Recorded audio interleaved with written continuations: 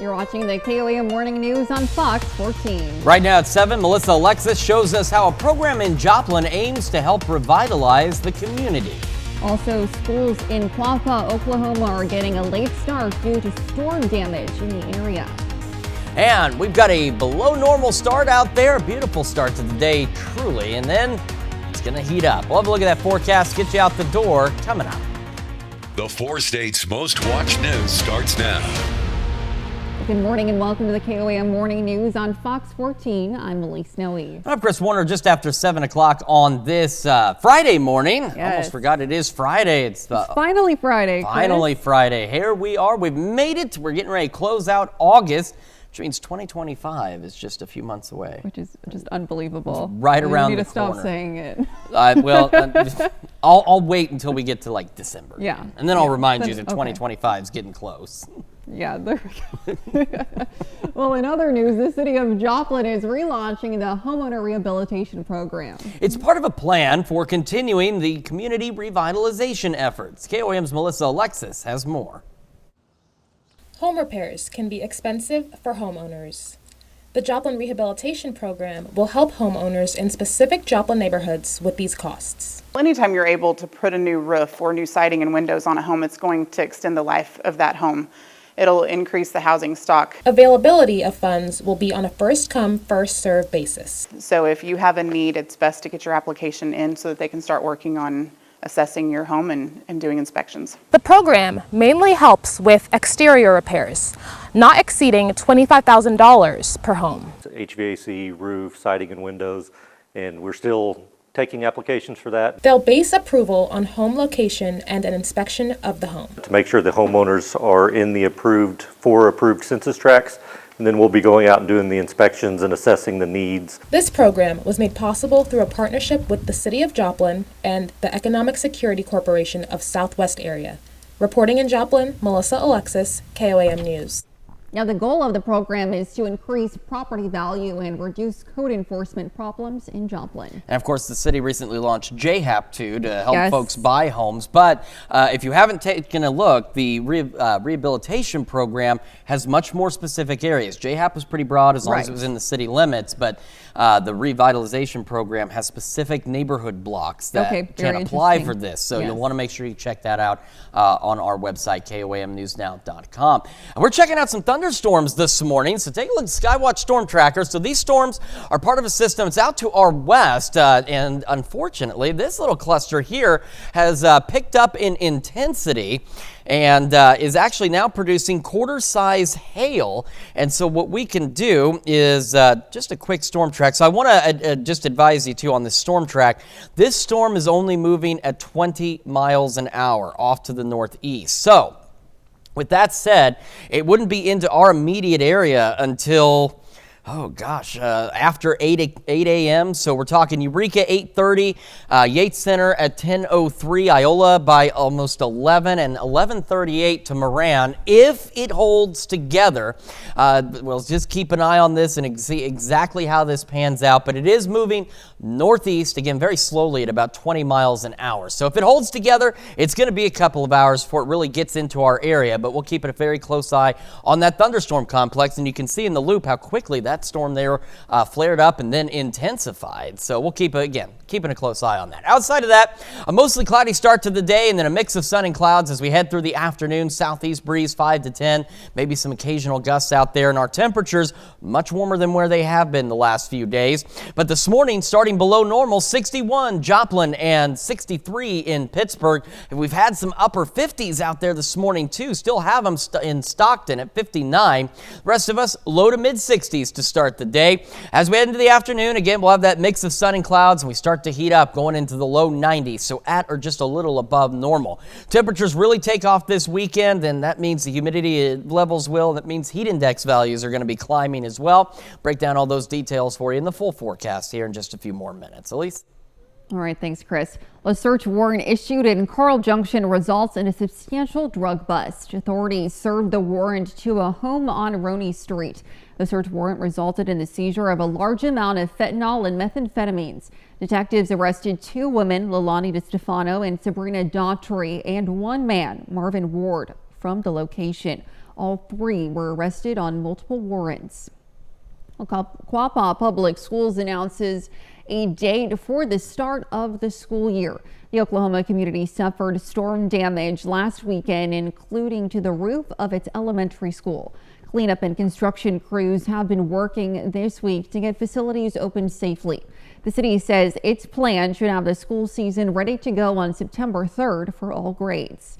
And those are our top stories this half hour. Coming up next, Kamala Harris has officially accepted the Democratic bid for president. We'll hear her plans for the country if elected as our next president. We'll be right back, but first, here's a live look from Carthage's Municipal Park ahead of Sudstock 2024.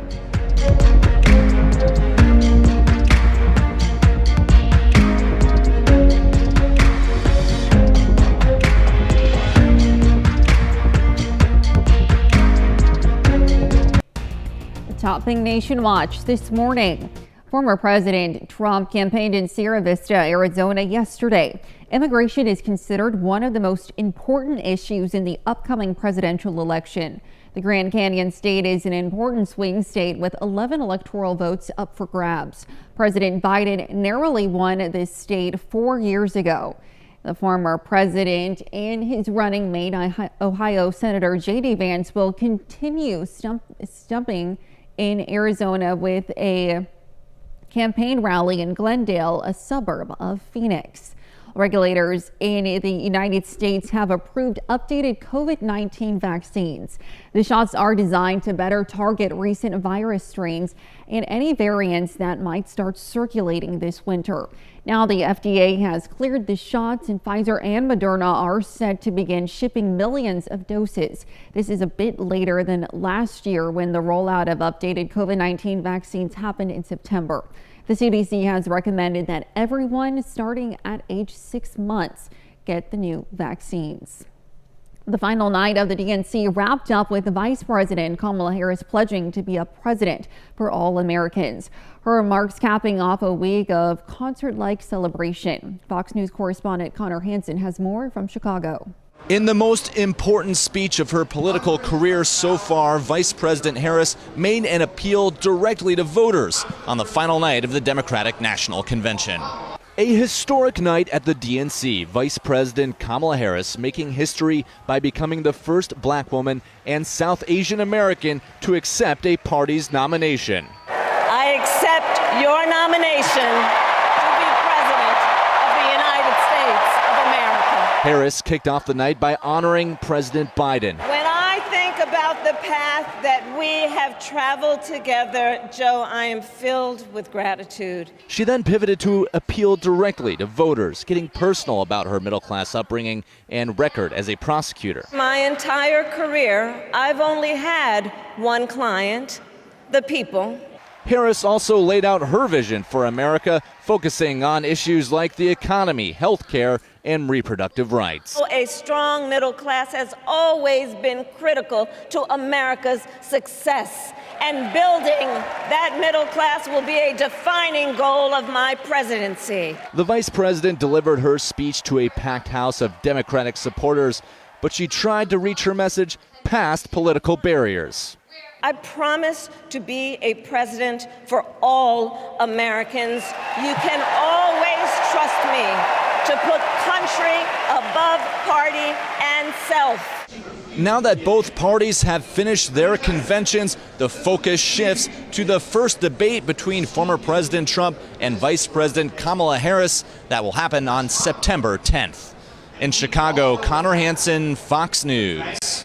And those are our top national stories this morning. Here's Chris with a look at your forecast. Yeah, we're continuing to keep an eye on some showers and thunderstorms off to our west, so not actually in our area. And the storm moving very slowly to the northeast at about 20 miles an hour. But it is, at least for the time being, carrying a severe thunderstorm warning for quarter-size hail through 7:45. Now, if it were to make it into our area, we're talking it would be almost 11 before it even made it to Iola, and about 10:45 before it makes it to Yates Center. So we'll keep a very close eye on this storm through the morning hours and have another look at your forecast in just a moment. And a little later, college can be a stressful transition for students and their parents. We'll have a few tips that will help parents guide their college students to be successful.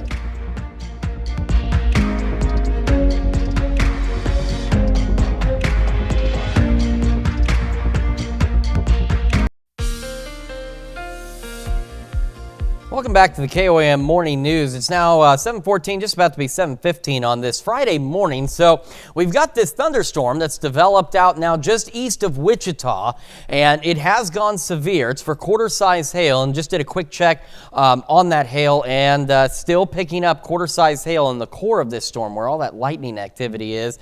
And it's continuing to lift off to the north and to the east at about 20 miles an hour. So what we can do is this, if I remember how to do it. It's been a while since we've had to do this. Okay, that's relatively close. So we're going to drag this off again to the north and east here at about 20 miles an hour. And yeah, my apologies. I love when technology doesn't work at all for us. Either way, I can give you the time. So we're looking at it getting into about Yates Center by 10 o'clock, Eureka here in the next 45 minutes or so, and heading up toward Iola closer to 11 because it is moving very slowly. So we'll keep an eye on it. We'll see if it holds its own or not. But on that loop, you can see how very quickly this flared up. So we weren't expecting much thunderstorm activity this far south. We were expecting kind of these showers to fizzle out and maybe clip Greenwood County. But now that storm has decided to make its own plan. So we'll monitor this storm as it gets closer to our area. If we get any warnings into our area, we'll, of course, let you know about that. But otherwise, we're expecting mostly cloudy skies out there as we head through the morning and then into the afternoon, partly to mostly cloudy skies. We'll have southeast breeze at 5 to 10 miles an hour, and temperatures warming today, a bit above average for most of us. As we head into Saturday, the same system, though, that's setting off the showers and storms to our west, expected to allow a few additional isolated to widely scattered showers and storms in the first half of our Saturday, and then those will begin to clear out as we head later into the day. We'll still be hot on Saturday as well, and hot again on Sunday, and we could have some additional isolated to widely scattered showers and storms as we go through the day. The majority of us, especially on Sunday, are expected to remain dry, and as we lose the daytime heating, we'll begin to lose some of those storms. 61 in Joplin right now, east-northeast breeze at about 6 miles an hour, so we are well below normal, and we're going to warm up 30-35 degrees as we head into the afternoon. Still cool in Stockton at 59. Rest of us still sitting low to mid 60s. So again, through the morning, we're expecting those mostly cloudy skies. We got that cool start out there, but we warm up quickly. Low 80s by 11 o'clock, and that's ahead of our highs once again above average today for most of us. Not significantly yet, but we're on our way for that as we go into the low 90s today with those partly to mostly cloudy skies. Looking at partly cloudy skies through the evening, staying mild though, still near 80 by 10 o'clock. Average overnight low is 69, and we are not going to be near that tonight as we go low to mid 70s for our overnight lows. So this is our last below average start, at least for a while. So we're going to go mid-upper 90s as we head into the weekend and next week. Isolated storm chances again Sunday and Monday. And, of course, that also means we could start to see humidity levels increasing as well. And that's going to make the possibility of heat index values of 100 to 105. So if you got plans this weekend, schools with outdoor activities or recess plans coming into the next week, you want to just keep an eye on those heat index values out there. And we'll have another opportunity for some isolated to widely scattered storms as we head toward the end of next week as well. Still hoping for a system by the end of next week to bring us some slightly cooler temperatures. That's checking your forecast. We'll be back with more of the KOAM Morning News right after this. Well, most parents want what's best for their children, but when those kids are old enough to head to college, some can have a hard time letting go. Academic experts discuss the do's and don'ts that moms and dads need to know about how to help their young adults have the best shot at a successful college transition. Fox News' Kevin Gretzky reports. Parenting children is no easy task. Even when they grow up and head to college, many still need some guidance from their guardians. But academic experts say there's a fine line parents shouldn't cross when it comes to helping students transition into their freshman year. For the first 6 weeks of college, if they have a residential student on campus, they really should not bring their student home, and they should really avoid visiting if they can. That first 6 weeks is the critical time for a student to meet people and start engaging in the life of the campus, and they just can't do it with a parent who's hovering.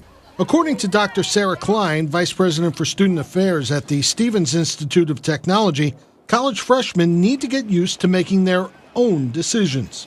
I think that the best thing a parent can do is be a great listener to their student and let their student direct the process on pretty much everything. The student, once they enroll at a university and make a decision, it really needs to be them as the person making all the decisions.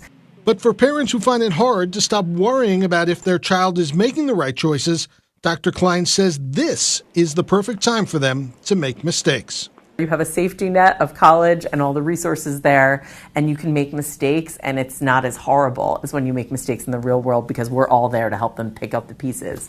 Meanwhile, for parents whose kids might call them feeling homesick, picking them up for a weekend away from campus is not recommended. They're just deepening the feelings of homesickness by bringing the student back home. Kevin Uretsky, Fox News. Oh, there's certainly some good information there for parents. My kid's not quite there yet, so I don't have to worry about that, hopefully for a few more years. But yeah, but it's useful information. It really is, and it is a tough transition. I mean, only like 5 years ago, I made that transition, and it's an adjustment phase for sure. So years ago. Don't laugh How long did I make that transition? Maybe it was 2006. Longer than 5 years, honestly. Oh man, oh boy, well, you know, I'm trying to age as gracefully as possible. It hasn't really worked out so well, but yeah. Here we go. Anyway, 5 years well, coming up, the public attends the estate sale of a Carthage founding family. And we're keeping an eye on some thunderstorms just west of our area this morning. The rest of us expected to remain relatively dry and warm today. Got another look at that forecast when the KOAM Morning News returns.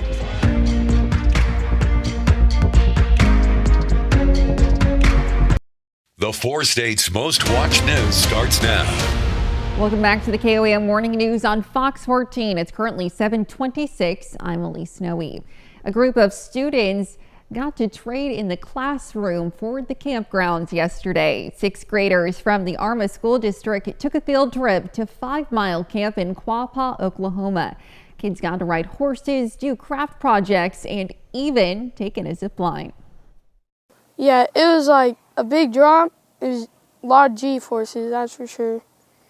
We got scared. Like when you first jumped off, yeah. It's scary, but face your fears. Yeah. It's the experience, getting to come here. Not everybody has horses that they can ride or get to go zip line every day or some of the things that they get to do. So just being able to hold on to those memories that they get to have, especially bringing it into a smaller group and doing it with their friends. Organizers said the field trip provided a cool way to kick off the school year. The 81st annual Lamar Free Fair is underway this week. Visitors are able to enjoy a variety of events, including livestock shows, arts and crafts parades, concerts, and more. For first-time exhibitors, it's a new opportunity to show off their skills and hard work. I became involved in the fair 10, 11, 12 years ago. I'm 16 years old, so I've been at it for a while. We just got involved. Both my parents were ag teachers, so that I'm just kind of born into it, and we started showing pigs, and we've gotten better every year. Clay Walker and Tate Stevens will perform at Wyatt Earp Park in downtown Lamar on the last night of the fair. That's tomorrow at 7 p.m. Well, the price of gold has hit an all-time high this week, making the precious metal more valuable than ever. But one Pittsburgh jewelry store owner is speaking out about an increasingly popular scam involving fake gold. He says he's had dozens of customers come in to have jewelry appraised only to learn it's fake. Customers are being approached in parking lots or at truck stops by strangers, given a story about how these people need money and are sold what they are told is real gold jewelry as a way to help. The price of gold may play a role in that. It may not play a role in that. It could just simply be that because the success that they're having with people with a big heart here in the 4 states, they're preying on that. The Pittsburgh Police Department recommends purchasing high-value items such as gold from reputable sources you can trust to avoid potential scams. Now here's Chris with a look at the forecast. Yeah, we're still keeping an eye on this thunderstorm that's just outside of our immediate viewing area here. It still does have a severe thunderstorm warning associated with it until 7:45 this morning. That's for quarter-size hail. One thing of note with this particular storm is if we do just a quick check on the lightning alone, 290 lightning strikes within this storm, so very electrical storm here. And what we'll do for you real quick this morning is we're going to back this out just a little, and we're going to do just a quick storm track from the leading edge of this as it continues to very slowly lift off to the northeast. So we're stretching this out pretty far if it holds together. So we're talking getting into Yates Center just after 10 o'clock this morning, Iola close to 11, could clip Fort Scott by 1 p.m. But in all honesty, it's not really expected to hold together. But at the same time, we weren't anticipating any significant thunderstorm development this far south on this line. We were expecting some light showers through Greenwood County as it continues to dissipate, and that's not then the case. So we're going to keep a close eye on this storm as it continues to lift off to the northeast. But you can see how quickly it came together, and it almost seems as though it's starting to take a more easterly turn. So something we'll keep an eye on.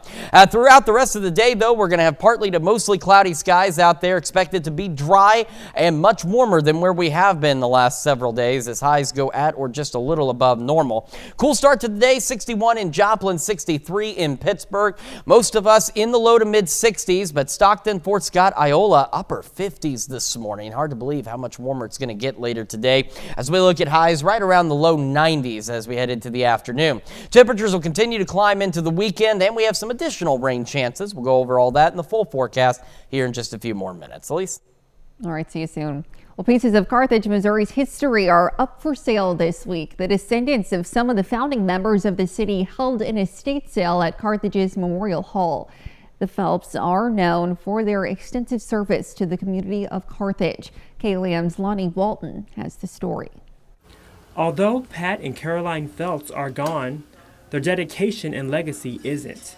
They dedicated their entire lives to the service of others. They were on about every church committee, city committee, school board. My mom was on school board, I think, when I was in 3rd grade till well after I was married. They both graduated from the University of Missouri.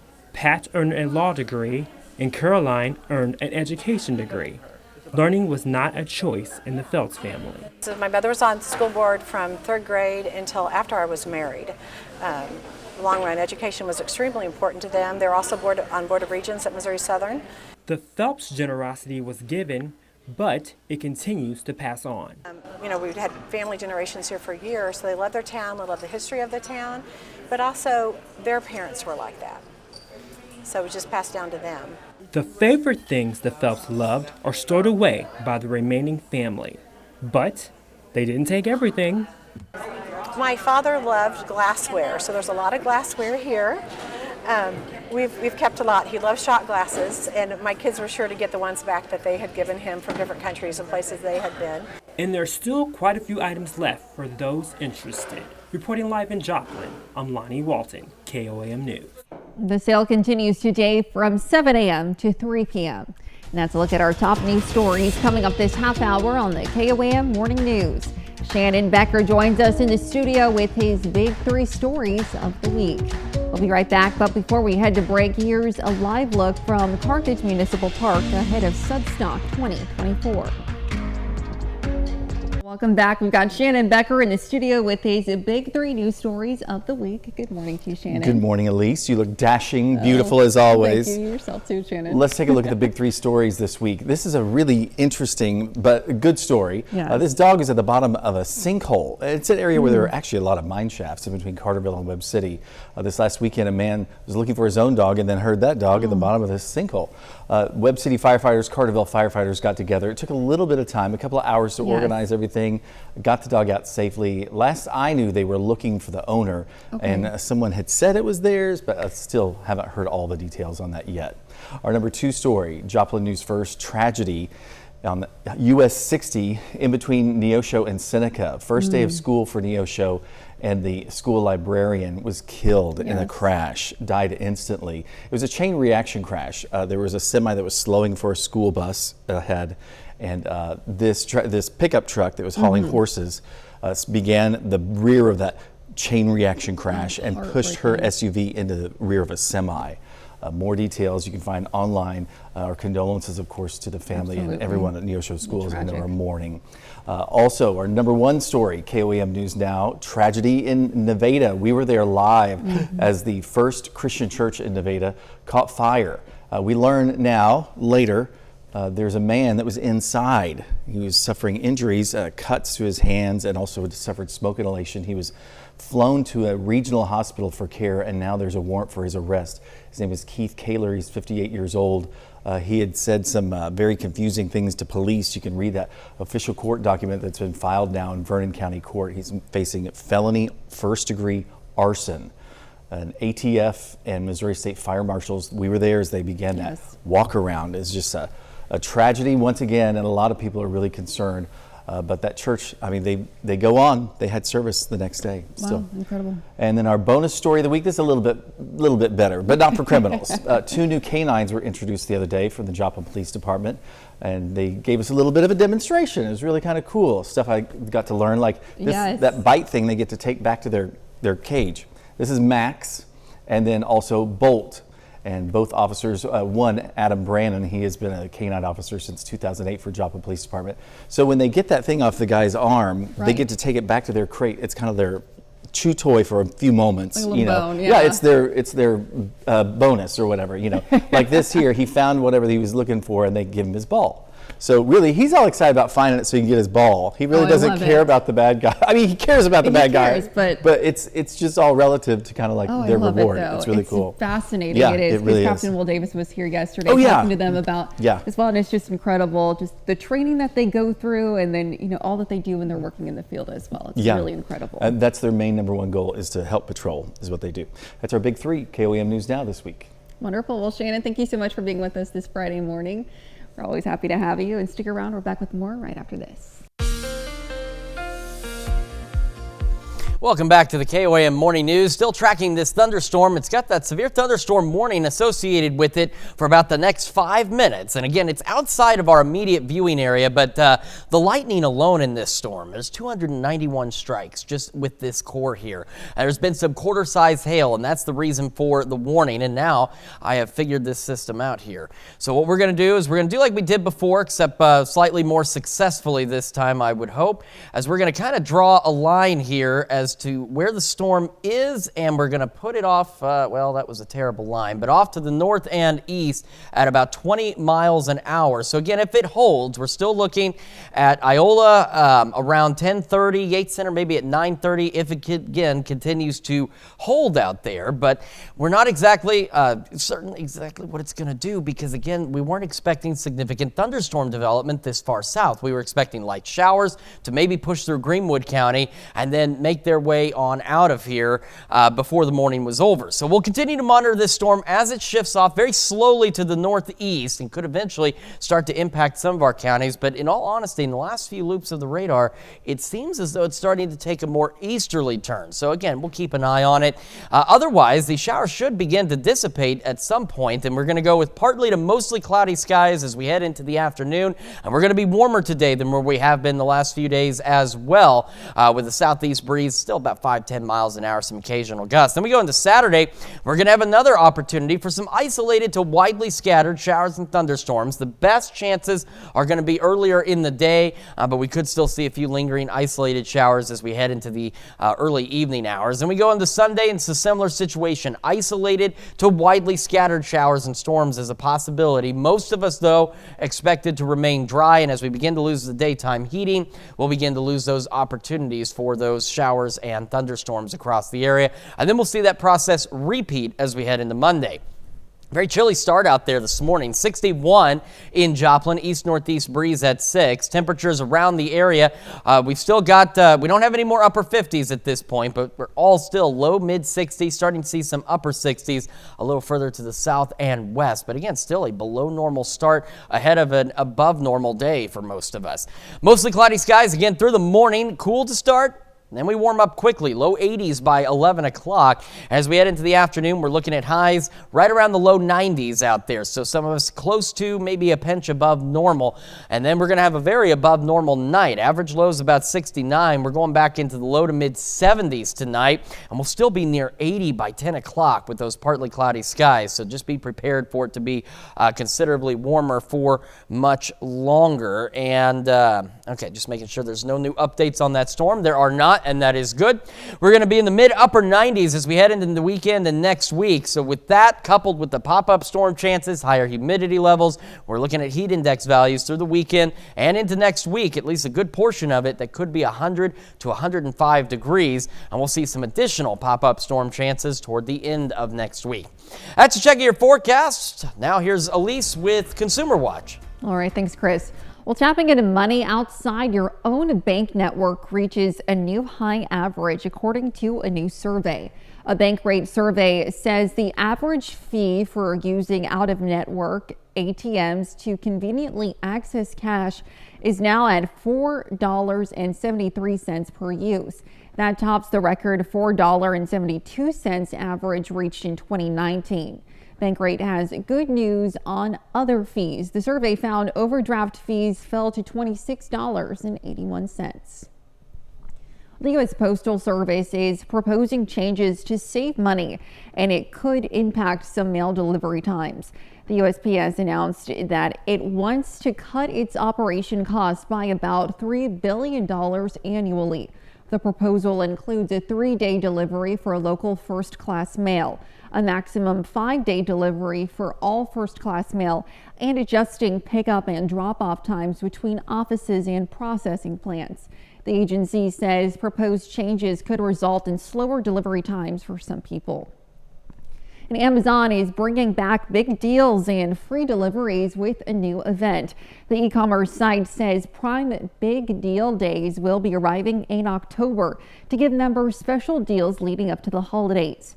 Amazon says Prime Big Deal Days is one way it helps members save time and money. The deals may be similar to those offered in July for Prime Day, but the company has yet to announce any additional details. Well, it could have been devastating for the U.S. economy. A Canadian freight rail labor lockout is over after it spanned just 17 hours yesterday. Now the trains are getting back on track, and union members and Canada's 2 largest freight rail companies are set for arbitration. Their industry is crucial for the U.S. supply chain, as Amy Kiley reports. The U.S. economy appears to be escaping a potentially major blow. Canadian freight trains are getting back on schedule after a labor dispute largely paralyzed them yesterday. That's according to the Canadian Labor Minister, who ended the lockout. We wanted to give these negotiations the absolute possibility of concluding successfully. We see little prospect of that. Now the Teamsters are set for arbitration with Canada's biggest rail companies, CPKC and CN. We have offered to improve wages, to improve rest, and to provide more predictability and scheduling. You have to be available 24 hours a day, 7 days a week, and all you get is a 2-hour notice that you're going to work. The U.S. Chamber of Commerce and other business groups back the government intervention. A 1-week one would be over $1 billion in terms of U.S. costs. About 30% of freight the 2 railroads carry crosses the U.S.-Canadian border. Truck capacity can't make up for that kind of supply chain hit. A lot of the United States runs on Canadian oil, tar sands, other things, and a lot of what we consider American cars are actually assembled in Canada. Analysts say even drinking water depends on trains because treatment plants need chlorine. Canada and the U.S. are tightly integrated. I'm Amy Kiley reporting. And those are our top consumer stories. We'll be right back. Well, it doesn't have to be Christmas or the North Pole. All year, there are kind-hearted toy makers working in suburban Milwaukee. These woodworkers spend weekends making old-school toys for kids in need. A foot and 10 inches. In the basement of this new Berlin store. I never knew the magic that was happening behind the scenes. You'll find equal parts imagination. So doing lots of sanding and all kinds of other stuff that woodworkers typically do. And equal parts creativity. It's literally like a workshop, a Santa's workshop. It's so beautiful. Santa's helpers don't need the holidays to do good. 2 Saturdays every month, all year long. For more than 40 years, Apparently that's a crowd pleaser for the little kids. the Wisconsin Woodworkers Guild has been building toys for organizations like Sherry Swenson's. They come to us possibly on the hardest day of their family's life. Shop chairman Jeff Gretzka delivers each and every one of these toys to domestic shelters in Wisconsin. It's a quick departure. They can, you can't pack up a U-Haul.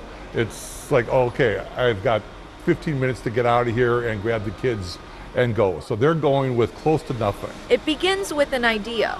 We figure out what materials we want to make things from, start cutting it into rough sizes, get it put together, and then, kind of all the way through sanding and finishing because obviously because we're making things for kids, we want to make sure first and foremost that it's safe. Toy maker Brian McDonough will then bring those ideas to life. Being able to produce something you can hold in your hand is wonderful. Being able to produce something that a child can use and brings them joy is even more impressive.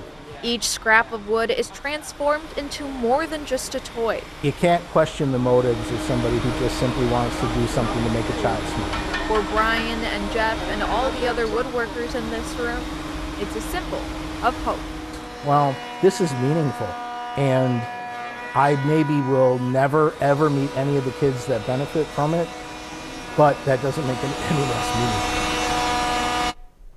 Very unique. And I kind of like the old toys like that. They can be a lot more fun, and they're a lot more durable, too. They really are. And, you got to use your creativity a lot more, too, which is always super fun. I remember liking those toys as a kid, for sure. It's all about your imagination, and you got to keep it active. Yes, got to keep it active.